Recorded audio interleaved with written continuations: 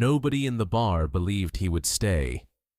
A weary bartender in a worn shirt, eyes familiar with long nights and longer mornings. A billionaire walked in, carrying the scent of money and power, and a smile that had never been refused. Just 5 minutes, she thought. 5 minutes before he crumbled, before he realized he didn't belong in her world. But 5 minutes passed, then 30, then the entire night. And for the first time in her life, she lost a bet, not because of money, but because of a man who chose protecting his son over conquering her.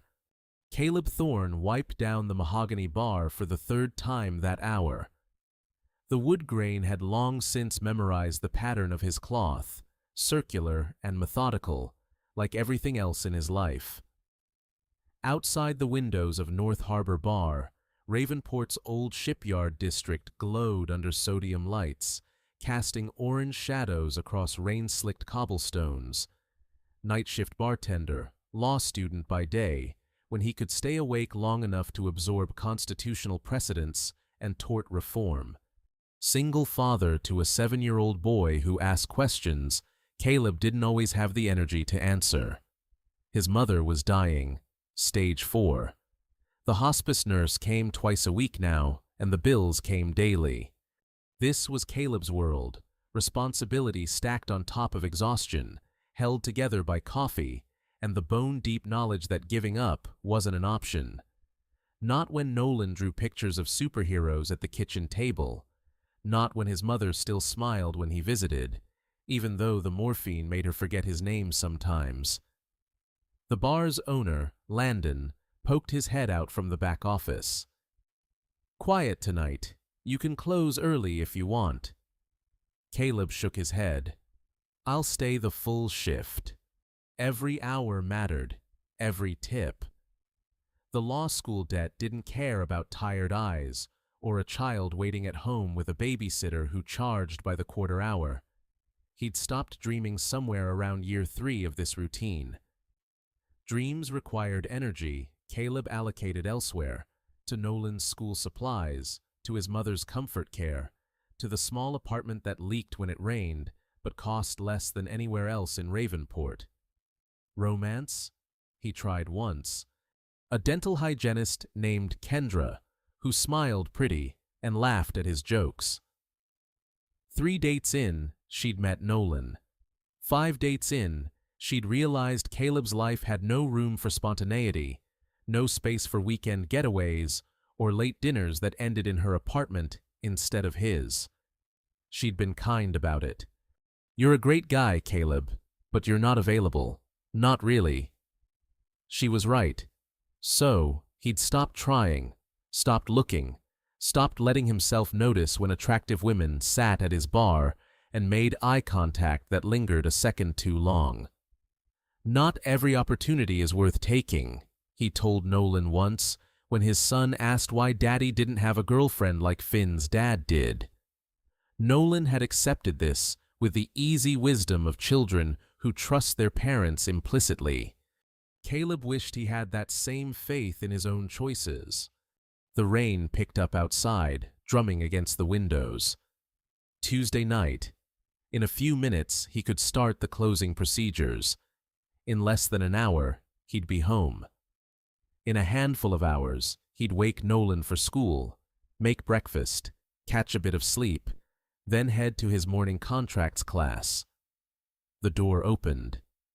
Caleb looked up reflexively, preparing his professional smile, the one that said welcome without promising anything more.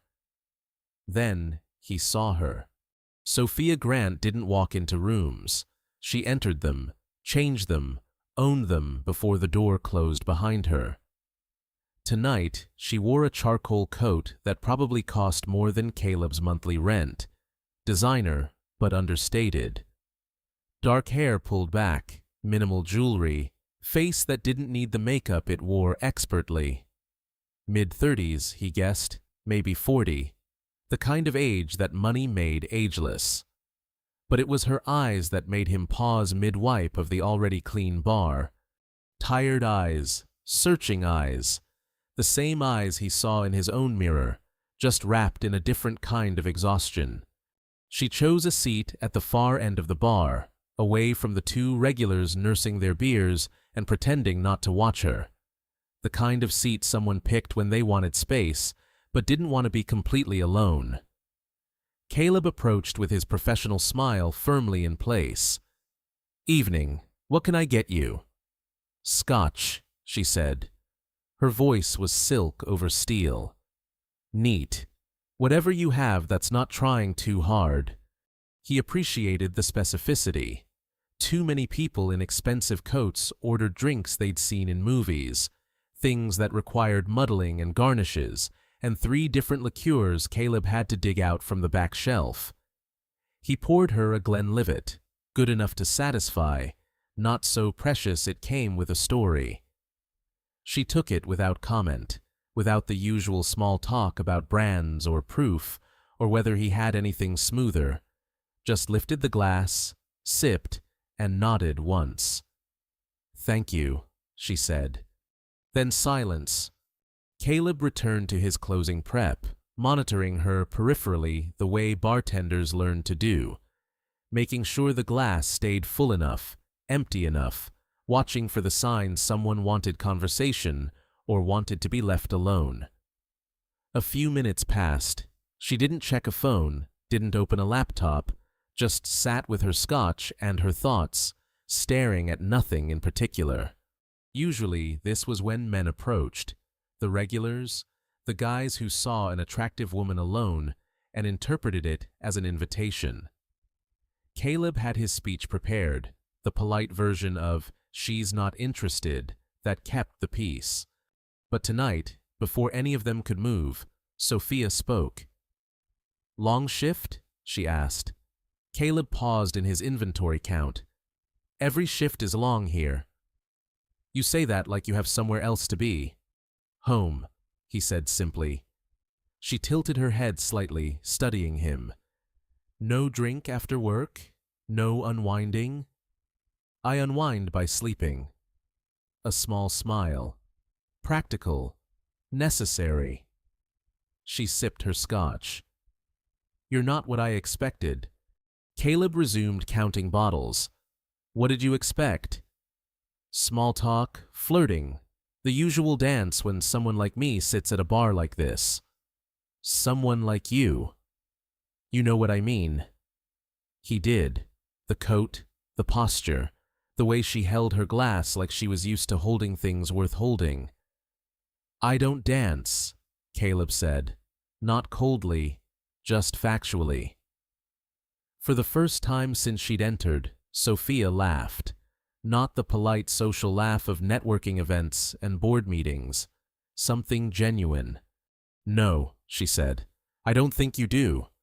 She finished her scotch, placed the glass down gently. Caleb expected her to signal for the check. Instead, she said, "Tell me something true." Caleb looked at her fully then, saw past the coat and the confidence to something underneath. Something lonely. "I have a son," he said. 7 years old. He's the only true thing I know."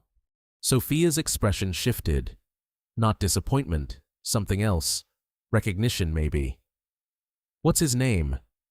"Like the lion, like the constellation. His mother chose it."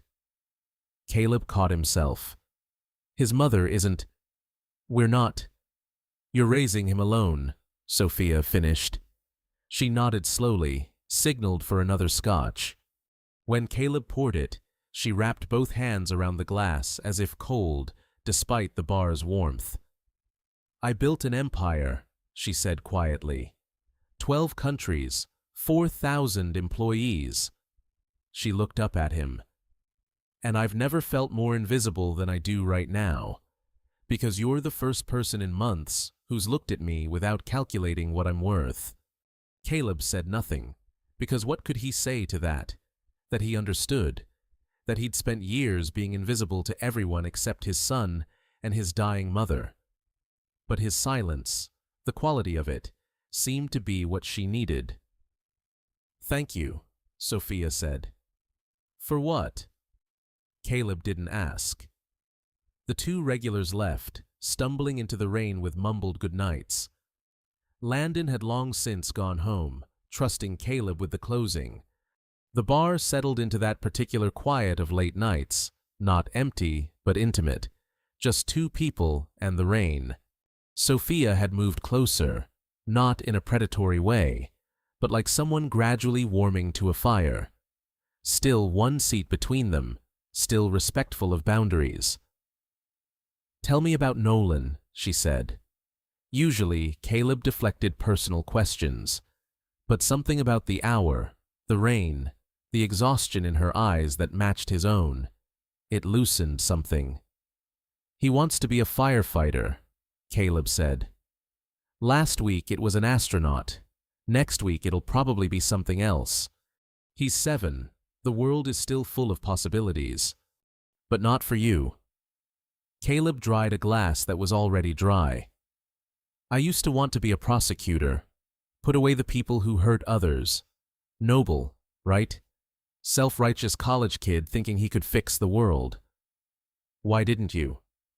"Life," Caleb said. "Nolan's mother left when he was 2. Said she wasn't ready to be a parent. I was barely ready myself, but ready doesn't matter when you're the only one left. Then my mother got sick. Law school had to wait. Everything had to wait. But you're still studying. Night classes, online courses. It takes longer this way." But he shrugged.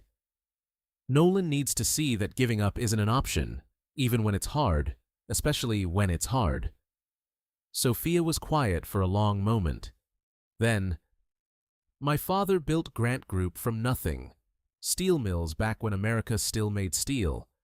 He died when I was 23, and everyone expected me to sell. A young woman, no business experience, grief-stricken, easy target. But you didn't sell. I tripled the company's value, diversified, moved into tech, real estate, green energy, made Forbes' most powerful women list before I turned 30. She stared into her scotch. "Want to know the truth? Do I? I'm not sure I like the person I became getting there. Ruthless, calculating, every relationship a transaction, every conversation a negotiation." She looked at him. "When was the last time you had a conversation that wasn't about your son, your mother, or your responsibilities?" Caleb almost lied, then didn't. "I can't remember." "When was the last time you laughed? Really laughed?" "Nolan told a knock-knock joke last week." "That doesn't count." "Why not?" "Because that's you being a parent. I'm asking about you, Caleb. The person underneath the dad, the bartender, the law student, the son. When was the last time you were just you?" The question struck deeper than it should have. Caleb set down the glass he was holding. "I don't know if there is a just me anymore," he admitted. "Every part of who I am is connected to someone who needs me." Sophia nodded slowly. "I have the opposite problem. Every part of who I am is separate from everyone else. I'm the CEO, the boss, the woman with the corner office, and the driver who waits outside. People smile at me because of what I can do for them, not because of who I am. Is that why you're here? In this bar? In this neighborhood?" "Maybe," she said. "Or maybe I'm just tired of being Sophia Grant for a few hours." "Who are you then?" She smiled, genuinely smiled, eyes crinkling at the corners. "I have no idea. Isn't that pathetic? And I don't know who I am when nobody's watching." "You're someone who drinks Glenlivet without pretense," Caleb offered. "Someone who asks real questions. Someone who said thank you to a bartender and meant it. Low bar. You'd be surprised how many people clear it." Sophia laughed then, not the polite laugh from earlier. Something fuller, freer. The sound of it changed the air between them, like a window opening in a closed room. "God," she said. "When was the last time someone made me laugh without trying?" Does Nolan's knock-knock joke count? Tell me the joke. Knock-knock. Who's there? Sophia played along. Interrupting cow. Interrupting cow, what? Moo! Caleb did his best 7-year-old impression, complete with enthusiastic arm movements. Sophia laughed so hard she nearly knocked over her scotch. The sound filled the empty bar, genuine and unguarded, completely at odds with the powerful woman who'd walked in hours ago. When she caught her breath, her cheeks were flushed, eyes bright. "Thank you," she said again. This time, Caleb understood what she was thanking him for. They talked about nothing consequential. Books they'd read, movies they'd almost seen but never had time for, the particular loneliness of being responsible for everything. Sophia never mentioned her company's name. Caleb didn't ask. Some part of him suspected she was more than she appeared, but some part of him didn't want to know. It was easier this way. Two people in a bar, stripped of context. Finally, she checked her watch. "I should go." Caleb nodded, already calculating the tip he wouldn't accept because she'd given him something more valuable than money. A few hours of conversation that didn't cost him anything emotionally. Sophia pulled out her phone, the first time she'd touched it all night. "Have dinner with me," she said. "Thursday, somewhere quiet." The invitation hung in the air between them. Caleb felt the pull of it, the temptation. When was the last time a woman had asked him to dinner? When was the last time he'd wanted to say yes? "I can't," he said. Sophia's expression didn't change, but something in her eyes shuddered. "I see." "No," Caleb said quickly. "It's not." He stopped, started again. "I don't do this, dating, going out, any of it. Not because I don't want to, but because I can't afford to." She glanced around the bar. "I'm paying, Caleb." "Not that kind of afford." He leaned against the bar, trying to find words for something he'd never had to explain before. "Nolan is 7. He's at the age where he gets attached easily. If I bring someone into his life, even peripherally, and it doesn't work out, he's the one who pays the price, not me. I wasn't suggesting you introduce me to your son. No, but that's where it would go eventually, if this, whatever this is, continued. And then what? You're Sophia Grant." He saw her eyes widen slightly at the name. "Yes, I figured it out about an hour ago.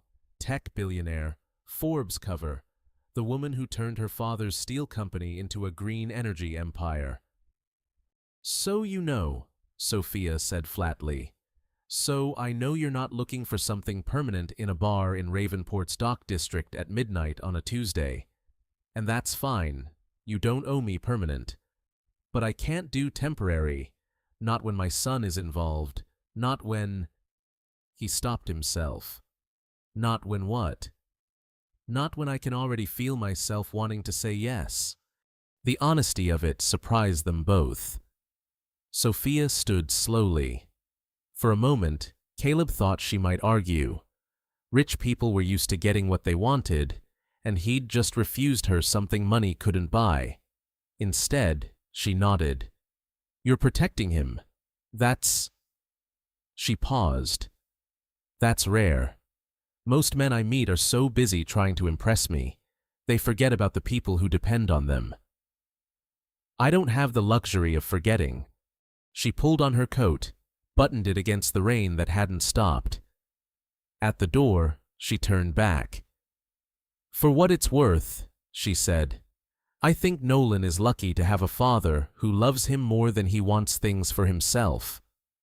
Then she was gone, disappearing into the rain-soaked night. Caleb stood alone in his empty bar, wondering why doing the right thing felt so much like loss. Sophia sat in the back of her town car, rain streaming down the windows, and made herself a promise. She'd never been good at accepting no, not when investors told her a woman couldn't run a steel company, not when competitors tried to buy her out, not when the board of directors suggested, politely but firmly, that she step down and let someone more experienced take over. She'd built her empire on refusing to accept no as a final answer. But this was different. Caleb Thorne wasn't a business rival or a skeptical investor. He was a man with principles, protecting a child who trusted him. And Sophia found herself respecting those principles even as they frustrated her. Miss Grant, her driver Preston, different Preston from the bar, caught her eye in the rearview mirror. "Home?" "Yes," she said. Then softer, "No, drive." They drove through Ravenport streets, past the glittering downtown where Grant Group owned 3 buildings, past the renovated waterfront where her company's logo glowed in blue neon, to the old dock district where North Harbor Bar sat dark and closed. She was being ridiculous. She knew this. Sophia Grant didn't chase after bartenders. She had a company to run, a board meeting tomorrow, today now, a merger to finalize in Singapore next week. But she couldn't stop thinking about the way Caleb had looked at her, not with awe or calculation, but with the simple recognition of one exhausted person seeing another. No one looked at her like that. No one refused her like that. 5 minutes, she murmured. "Ma'am?" Preston asked. Nothing. But an idea was forming. Not manipulation, not a transaction, something else. "Preston, what do you know about single fathers?" "My brother raises his daughter alone, ma'am. Wife passed." "Does he date?" "No, ma'am. Says it's too complicated. Too much risk of his daughter getting hurt." Sophia nodded slowly. Caleb wasn't unique in his hesitation. He was simply one of the few men honest enough to name it. Most would have said yes to dinner, promised nothing, taken what they wanted, and disappeared. Caleb had refused the entire dance because he knew where it led. "What's the longest your brother went without adult companionship?" Sophia asked. Preston was quiet for a moment. "Going on 4 years now, ma'am. He's lonely. You can see it. But he doesn't trust anyone enough to risk his daughter's heart. How would someone earn that trust?" "I don't think anyone can, ma'am. Not quickly. It would take time, patience, proof that they wouldn't run when things got complicated." Sophia stared out at the rain. Time and patience, the 2 things her lifestyle made nearly impossible unless she changed the lifestyle. "I bet myself 5 minutes, she said aloud. "Ma'am?" "That's how long I thought he'd last. 5 minutes before he started flirting, before he saw the money and started calculating angles, 5 minutes before he became like everyone else." She smiled in the darkness of the car. "He stayed all night, talked to me like a person, turned me down to protect his son." She looked at Preston in the mirror. "What would you do with a man like that?" "If I were you, ma'am, I'd figure out if I was willing to be the person he'd say yes to." Sophia leaned back in her seat. "That's either the most honest advice I've ever received or the most devastating." "Both, probably, ma'am." She laughed quietly. "Drive home, Preston. I have a board meeting in a few hours and a decision to make about whether some things are worth being late for." But 2 days later, a delivery arrived at North Harbor Bar, a simple arrangement of books, hardcovers Caleb had mentioned in passing, a legal thriller, a history of American labor movements, a children's book about constellations. No card, no name, just books. Caleb knew immediately who'd sent them, and despite himself, despite every logical reason to maintain distance, he smiled. She came back on Thursday. Caleb saw her through the window before she entered, standing in the rain, coat collar up, clearly debating whether to come in. This time, the bar was busier. Happy hour overflow, people escaping their own lives for a few hours. Caleb was managing 3 conversations at once, mixing drinks, running tabs, being the easy smile and listening ear that customers paid for. Sophia waited, not at the bar, at a small table in the corner, ordered a scotch from the floor server, and waited. Caleb finished his shift, closed out the register, told Landon he needed 15 minutes before starting closing procedures. He sat across from Sophia without preamble. "The books, you mentioned them," she said simply. "That was a test." "No, it was a thank you for Tuesday night, for treating me like a person instead of a bank account." Caleb studied her. She looked different tonight, less guarded, maybe. Or perhaps he was seeing her differently. "Why are you here, Sophia?" "Because you said no, and I respected it. Because you're right. I don't do permanent. I don't do complicated. My relationships last as long as they're convenient. And then they end with lawyers and paperwork and everyone walking away civilly." She met his eyes. "But I've spent 2 days thinking about knock-knock jokes and the way you talk about your son, and I realized something." "What?" "I don't want to be the person who walks away civilly anymore. I want to be the person who stays uncomfortably, who tries when it's hard, who—" She stopped. "I'm not good at this, asking, being vulnerable. Usually, I just decide what I want and acquire it." Despite himself, Caleb smiled. "I'm not acquirable." "I know. That's why I'm asking." She leaned forward. "Have dinner with me. One dinner, with conditions if you need them. Boundaries, whatever makes this feel safe enough to try." He should say no again, for all the same reasons. Because Nolan came first, always. Because Sophia Grant's world and his world didn't overlap. Because temporary felt inevitable, and temporary would hurt. But God, he was tired of saying no to everything except responsibility. "Conditions," he said slowly. "No expensive restaurants, somewhere normal, somewhere I wouldn't feel like a charity case." "Agreed. We don't talk about money, yours or mine. No offers to help, no suggestions about lawyers who could expedite my mother's insurance claims, no fixing." "Agreed. And this doesn't involve Nolan, not yet, maybe not ever.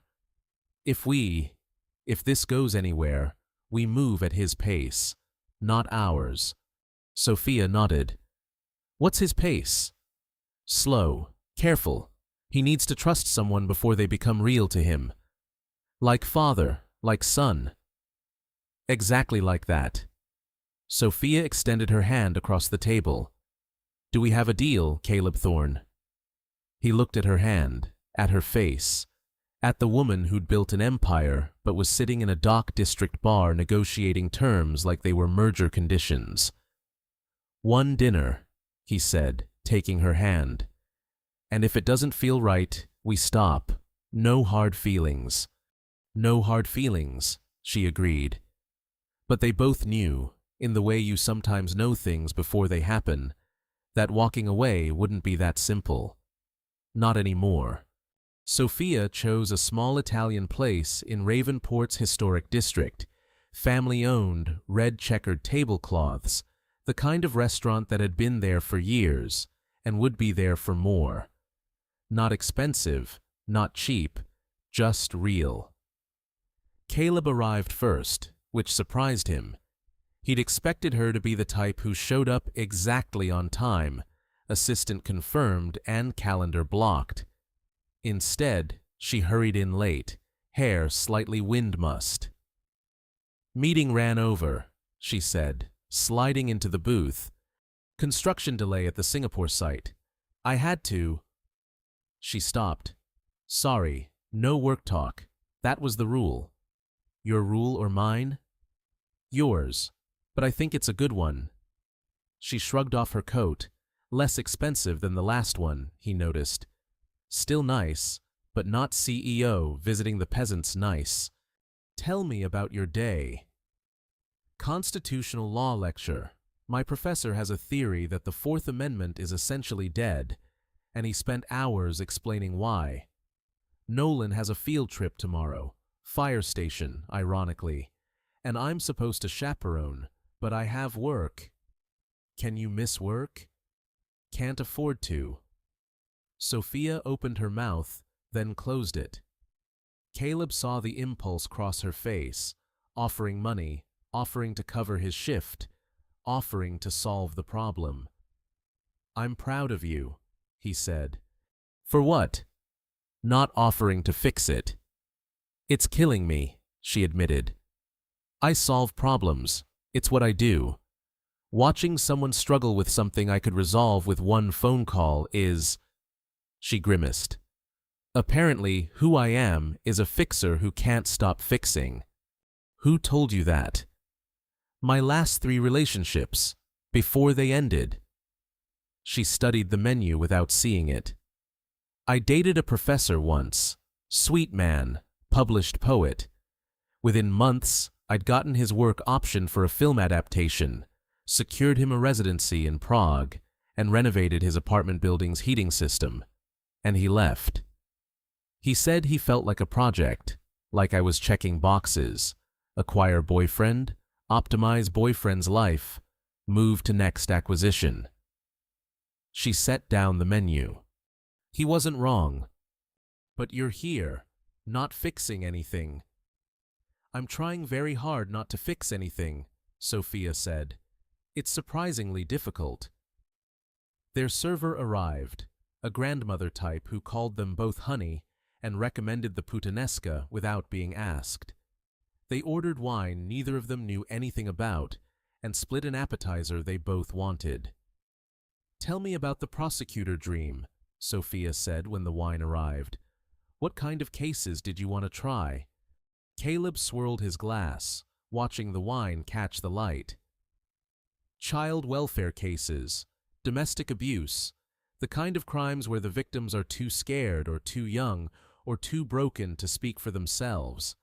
I wanted to be the voice for people who'd lost theirs. That's specific. My mother, before she got sick, she worked for social services. I grew up hearing about kids in impossible situations, parents who hurt them, systems that failed them. She'd come home some nights and just cry. Couldn't tell me details because of privacy laws, but I could see it breaking her heart case by case. He took a sip of wine. I thought if I became a prosecutor, I could be the person who made sure those kids were safe, that the people who hurt them faced consequences. Why past tense? You're still studying law. Because family law takes money, time, energy for the emotional toll. And right now, I have none of those things in surplus. He shrugged. Maybe in another life. Maybe when Nolan's grown and my mother. He didn't finish the sentence. Sophia was quiet for a moment. My father used to say that postponing your dreams is just another way of abandoning them, that time doesn't wait for perfect circumstances. Your father ran a steel mill. He could afford to chase dreams. He started as a welder, worked 16-hour shifts, saved every penny, took risks that could have bankrupted him. He used to tell me, Sophia, comfortable people don't build empires, desperate people do. And I believed him. I became him, she said softly. For better or worse. I'm desperate in different ways now. For success, for control, for something that feels like it matters. But desperation drives me the same way it drove him. Their food arrived. They ate in comfortable silence for a few minutes. What would you do? Caleb asked. If money wasn't a factor, if Grant Group didn't exist tomorrow. Sophia set down her fork, considering. She stopped, laughed. I have no idea. Isn't that pathetic? Honest, maybe not pathetic. I've spent years building something I'm not sure I even want. It's successful. It matters to thousands of people whose livelihoods depend on it. But if I'm being truthful, she met his eyes. I think I'd travel, not business trips where I see hotel conference rooms and airport lounges. Real travel, small towns, long train rides, places where nobody knows who I am. You could do that. Could I? I have board meetings every Tuesday, projects in 12 countries. If I disappear for a week, 60 things go wrong. Then you've built a company that can't exist without you. That's not an empire, that's a prison. The words were harsher than Caleb intended, but Sophia didn't flinch. You're right, she said quietly. I've built a beautiful, successful prison, and I'm too afraid to leave it because I don't know who I am outside these walls. They looked at each other across the red, checkered tablecloth, two people trapped in different ways, seeing their own reflection in the other's eyes. We're quite a pair, Sophia said finally. You can't chase your dreams because you have too many responsibilities.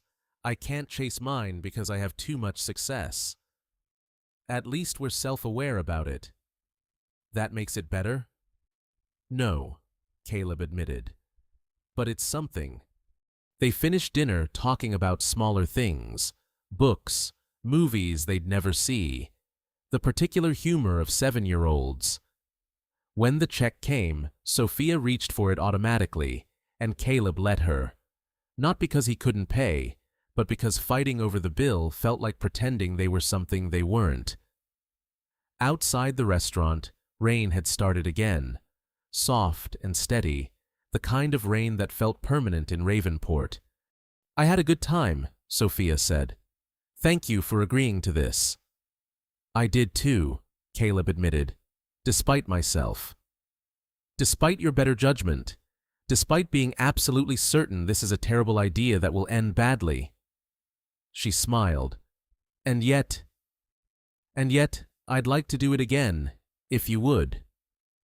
Sophia stepped closer, not touching, but near enough that he could smell her perfume, something subtle and expensive.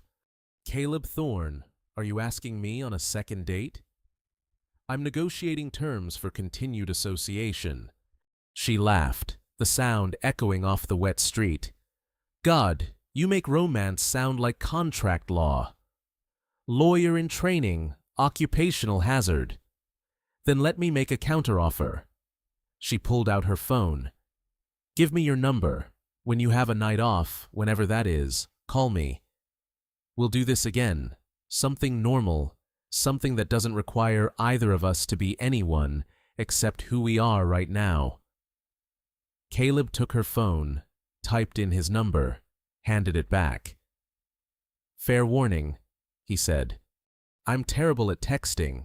I forget to respond for days. It's not personal. You're busy. You have a son and a dying mother and a full-time job in law school. I understand. Do you? Because in my experience, understanding and accepting are different things.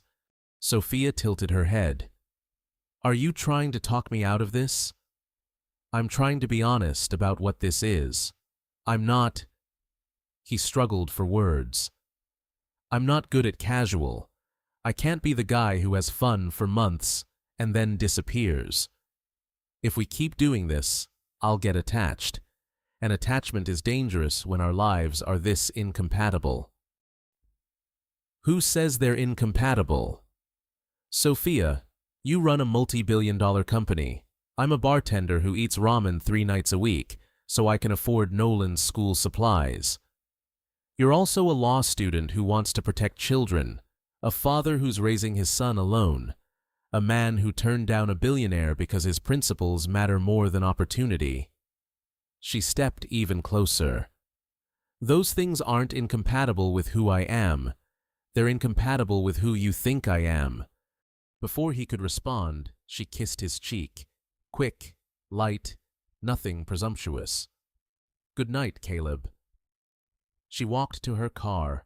Not a town car tonight, Caleb noticed, but a simple sedan she drove herself, and disappeared into the rain. Caleb stood on the sidewalk, hand touching his cheek where she'd kissed it, and wondered what he'd just gotten himself into. Weeks passed in fragments of time stolen between Caleb's obligations: coffee on Tuesday morning before his class, Sophia in jeans and a sweater, looking almost ordinary, lunch on Sunday while Nolan was at his grandmother's, sandwiches in the park, rain threatening but never quite falling, late-night phone calls after Caleb's shift, both of them too tired to perform, just talking in the dark.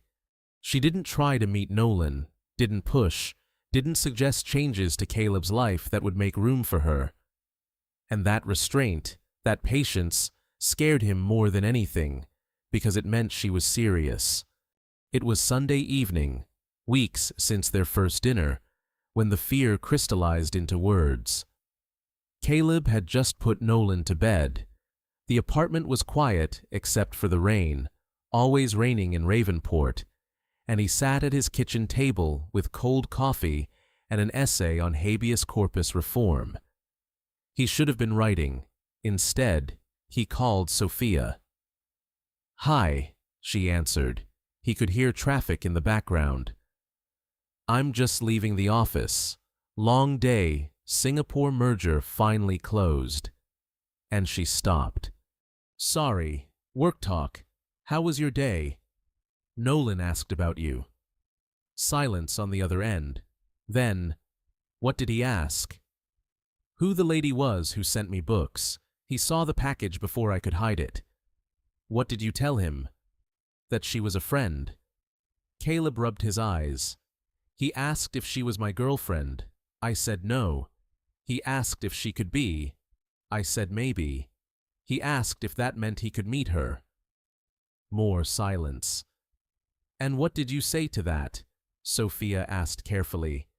"I said not yet, that grown-up friendships are complicated, that I needed to be sure before I introduced him to anyone." Caleb took a breath. Then he said, "You're scared, Daddy. 7-year-olds see everything. He's right. I am scared." Caleb stood, pacing the small kitchen. "Sophia, I'm terrified, because this isn't casual anymore, because I think about you when I should be thinking about tort reform, because I want to introduce you to Nolan, and that want is exactly why I can't." "Why not?" "Because he'll love you." The words came out raw. "He's 7, he's lonely. He sees other kids with 2 parents, and he knows he only has one. If I bring you into his life, he'll attach to you immediately. He'll start drawing you pictures. He'll ask when you're coming over. He'll start planning a future where you're part of our family, Caleb. And when you leave, not if, when. Because let's be honest, Sophia, you have a life that doesn't include a broke bartender and his kid in Ravenport's dock district. When you leave, he's the one who gets hurt. Not me. Him." He heard her breathing on the other end of the line. "Pull over," he said. "What?" "If you're driving, pull over. This conversation doesn't happen while you're navigating traffic." A pause, then the sound of a turn signal, tires on gravel, engine cutting off. "Okay," she said. "I'm pulled over. Are you going to leave? Is that what you think? That I'm entertaining myself with you until something better comes along? I think you're a woman who's used to getting what she wants and moving on when you're satisfied. I think weeks is probably your record for sustained interest in anyone who wasn't a business acquisition." He expected anger, defensiveness. Instead, Sophia laughed, but it was a bitter sound. "You're not wrong," she said. "My longest relationship was months. Investment banker named Preston. Ironic, I know. Smart man, handsome. We made sense on paper. He proposed at a charity gala. 500 witnesses. Perfect ring. What happened? I said yes, because it made sense. Because I was in my 30s, and everyone said it was time to settle down. We set a date, hired a planner, sent save the dates to 300 people." She was quiet for a moment.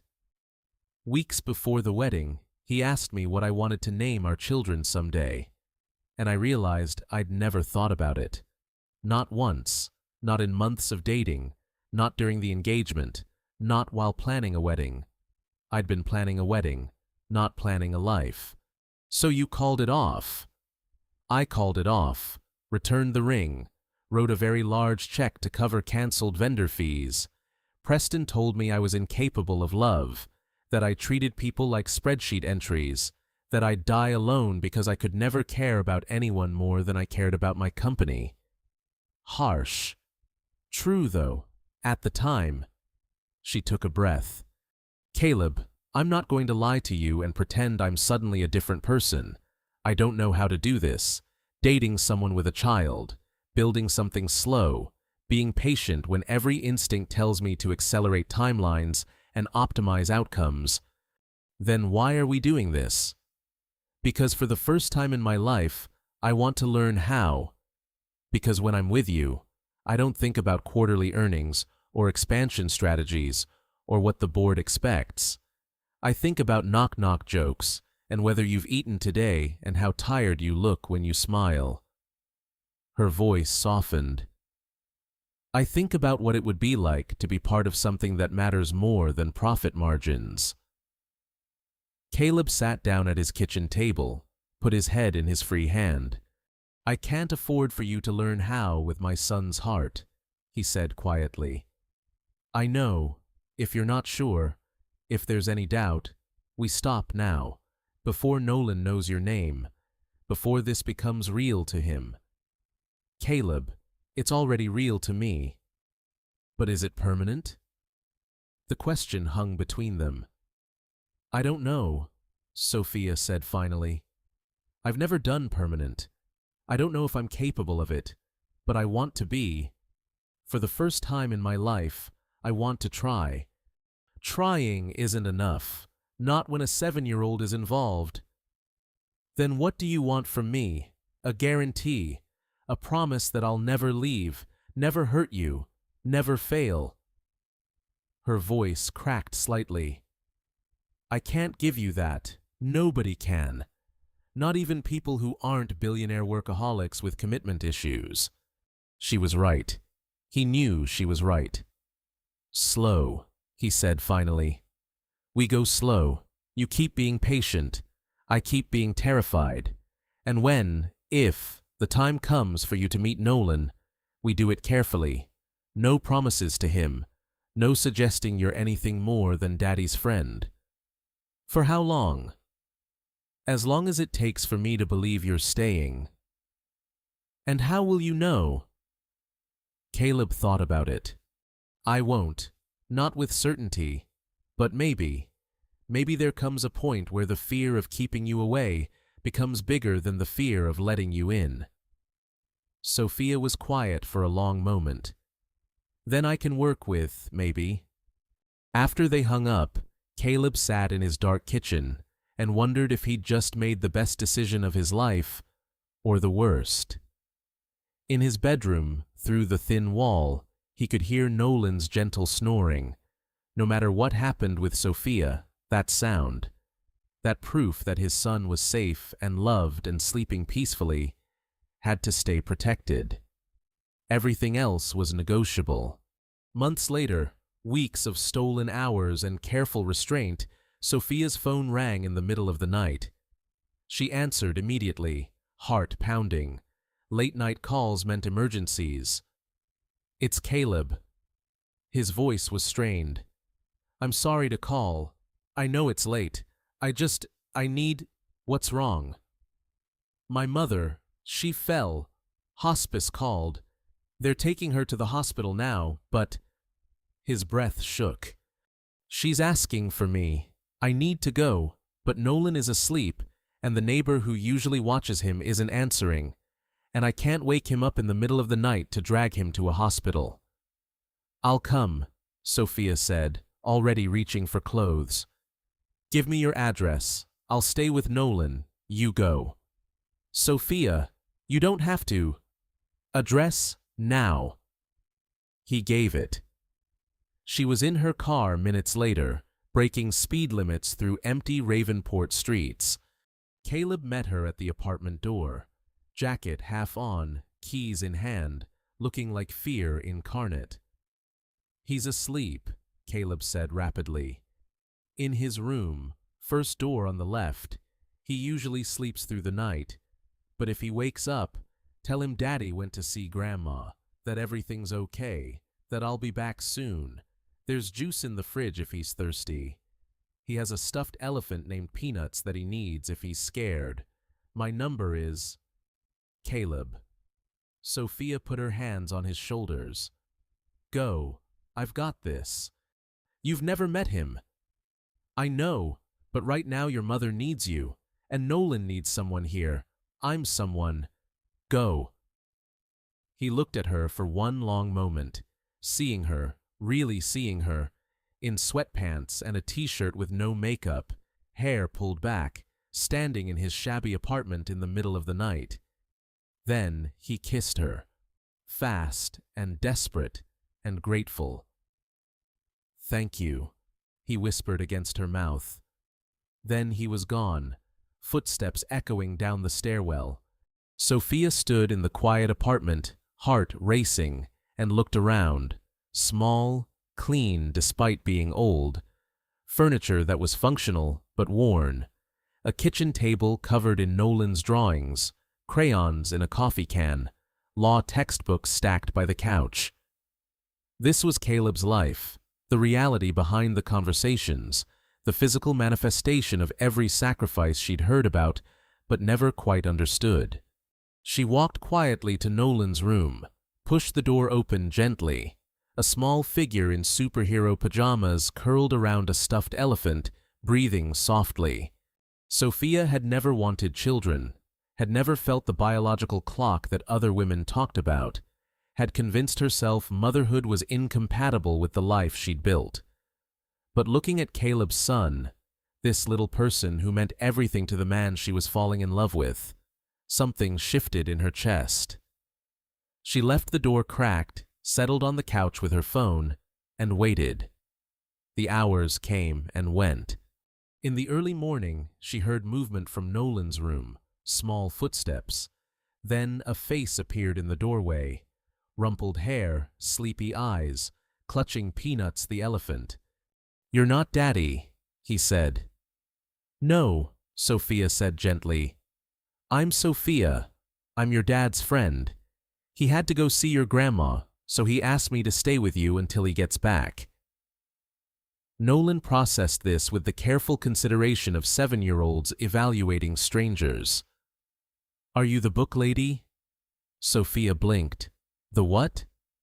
"Daddy got books. He said they were from a friend. Are you the friend?" "Yes," Sophia said. "I'm the friend." Nolan padded into the living room, climbed onto the other end of the couch, studied her seriously. "Is Grandma okay?" "I don't know, honey. Your dad will call when he knows more." "Is she going to die?" The question was matter-of-fact, too matter-of-fact for a 7-year-old who should still believe in invincibility. "Maybe," Sophia said, matching his honesty. "She's very sick. Sometimes sick people don't get better." Nolan nodded, hugged Peanuts tighter. "Daddy cries sometimes, at night. He thinks I'm asleep, but I hear him." Sophia's heart cracked. "Your dad loves your grandma very much, and he loves you very much. Sometimes people cry when they love people, even if they're okay. Are you going to make Daddy cry?" The question was so direct, so innocent, so devastating, that Sophia couldn't speak for a moment. "I'm going to try very hard not to," she said finally. "People always say that, then they leave anyway. Lila's dad said he'd never leave. He left. Finn's mom said she'd never leave. She left.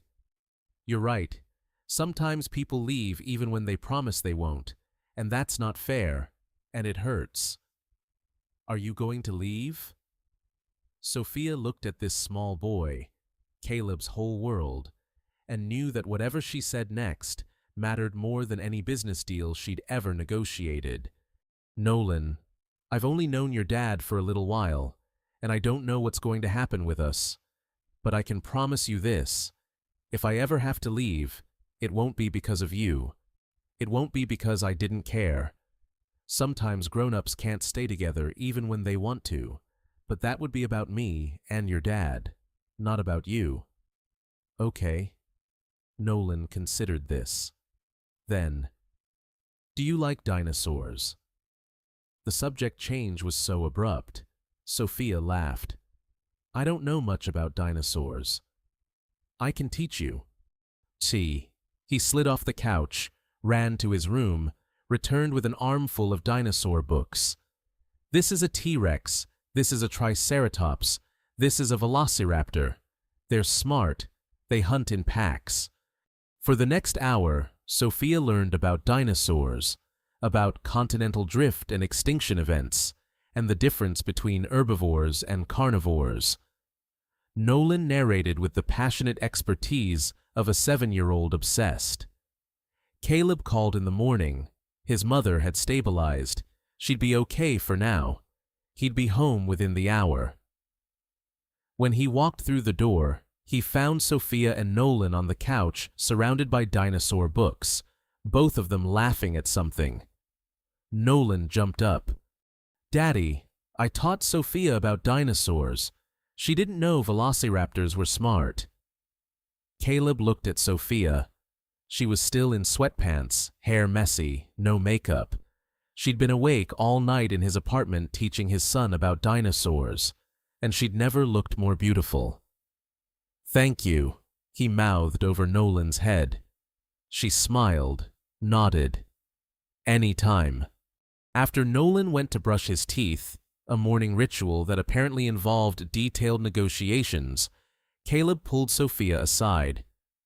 You didn't have to stay all night. Yes, I did, Sophia said. You needed me too. Nolan needed someone too, so I did. He likes you.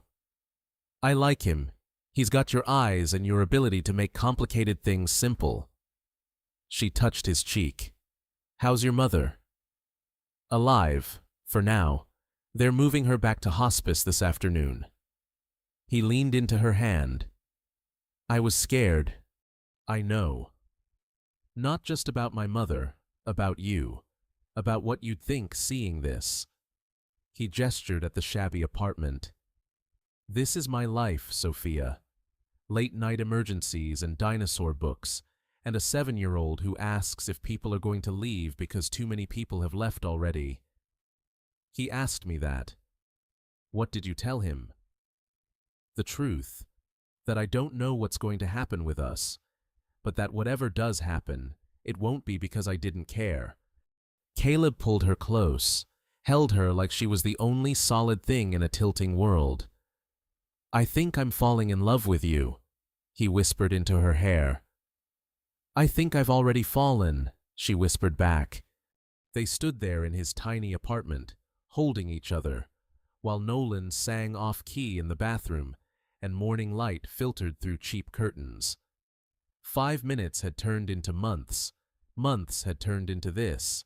Standing together while the world kept spinning, choosing each other, even when it was complicated, even when it was scary, even when every logical part of their brains said it couldn't work. I need to go home, Sophia said eventually. Shower, change. I have a board meeting soon. Will you come back?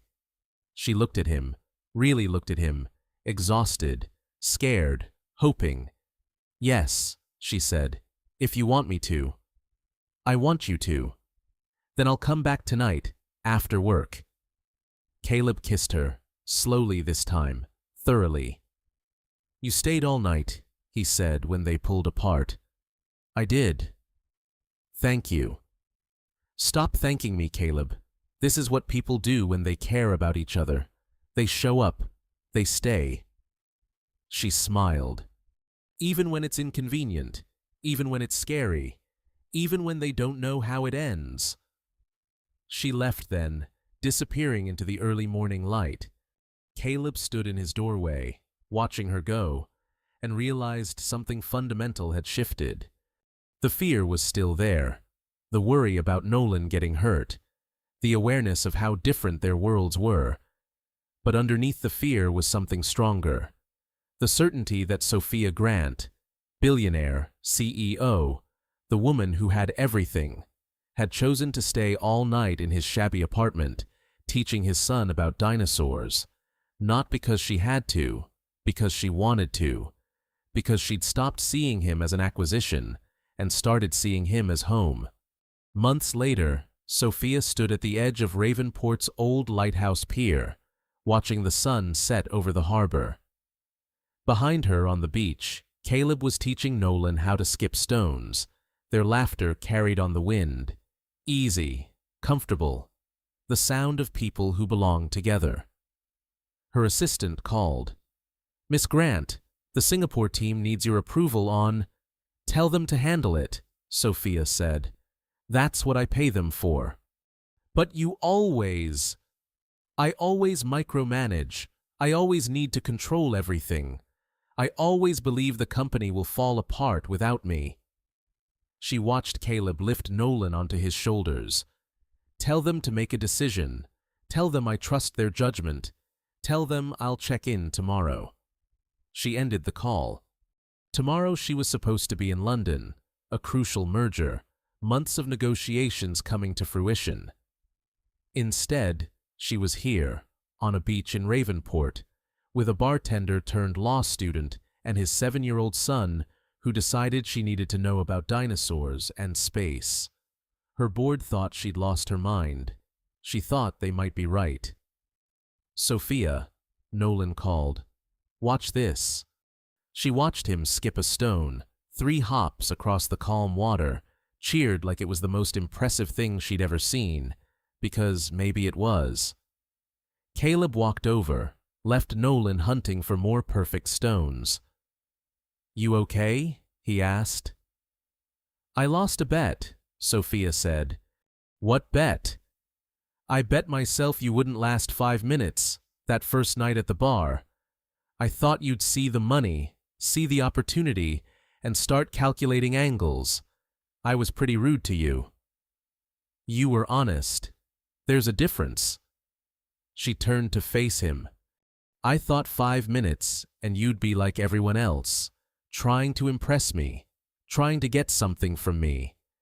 And instead you stayed all night talking to me like I was a person.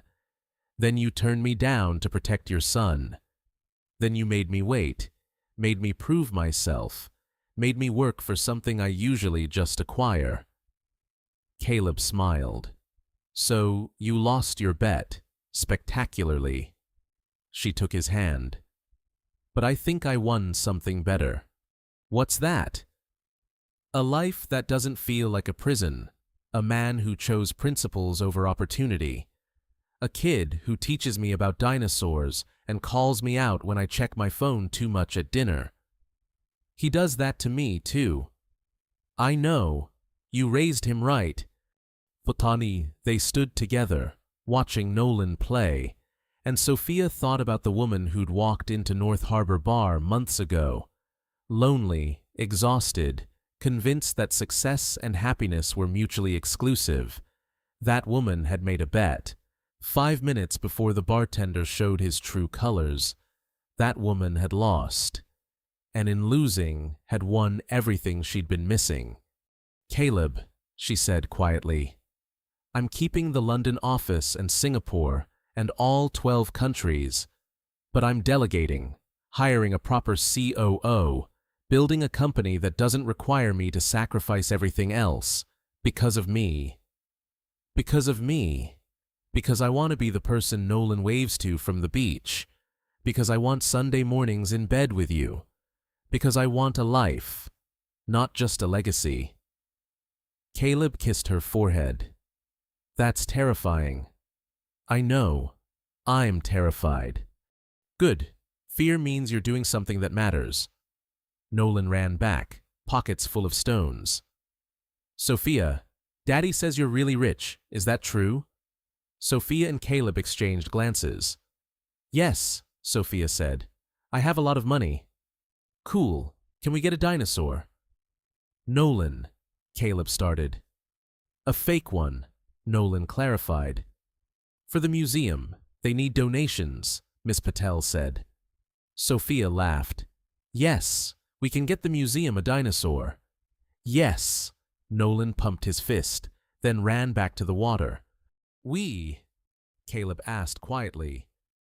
We, Sophia confirmed. If that's okay. It's okay. They watched Nolan play until the sun set completely. Then they walked back to Caleb's car, his old sedan that rattled and needed a new transmission, and drove to the apartment, his small space that Nolan had lived in his entire life. Sophia could have offered to move them. Penthouse in downtown Ravenport, house in the suburbs, somewhere that didn't leak when it rained. But she didn't, because Caleb wasn't a project to fix. Nolan wasn't a child to rescue. Their life, complicated and messy and beautiful, wasn't something that needed optimizing. It just needed someone willing to show up, to stay, to prove that love wasn't about grand gestures or perfect circumstances. Sometimes love was just staying all night while someone taught you about dinosaurs. Sometimes love was losing a bet you'd made with yourself about how long someone would last.